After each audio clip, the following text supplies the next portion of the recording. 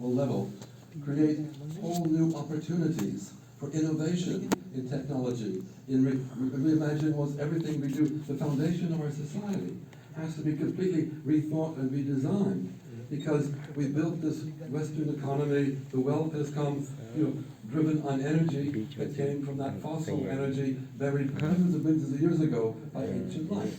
We've extracted that energy from the ground, we've used it to power everything in the economy, and now we're discovering that carbon in the atmosphere is creating global heating, and we're going to be facing enormous challenges that may become impossible to live in a place like India if the temperature is too warm. Sea levels will rise and drown all the coastal cities of the world, replacing 600 million people by the end of the century. When you look at what the science is saying about the immediate future, it's very grim. At the same time, you can't just say, let's give up and drown. We have to invent the alternatives. Think of the new ways of doing things, and new ways of inventing things.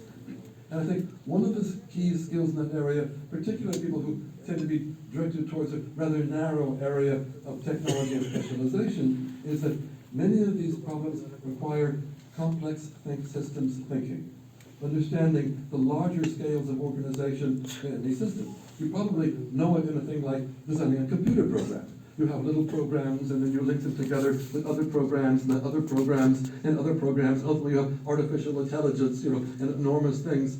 And managing the complexity of all those levels of performance in order to deliver a particular outcome is a kind of skill that you learn quite easily in that area.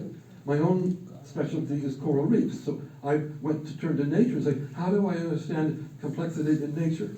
And here you have ecosystems with thousands of species working closely together in a resource-poor environment. The water is so transparent, there's something in it, and yet it maintains these things like almost like a giant civilization, biological civilization, underwater, because there's close cooperation, interlinkages, balances, reciprocity, each thing helping the other, and such amazing innovations in nature.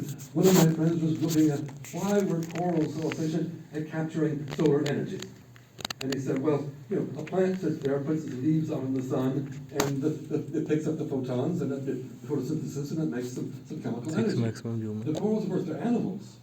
So they have the plants living inside of them, inside their own bodies. They're transparent, so they open up there in the sun, and the sun provides energy to the algae inside of them, which makes energy to feed the animal, and then it fertilizes the algae.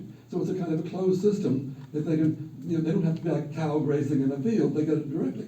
But then, well, why are they so efficient? They found that, well, in fact, the skeleton of the coral is a kind of a unique reflector.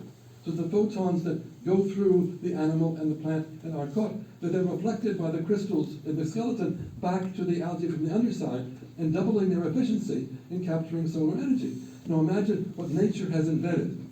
A solar energy capture more efficient than anything that we have on the planet at the present time. So we can inspire ourselves sometimes, like, what does nature do? And we learn from that for ideas for new kinds of technology.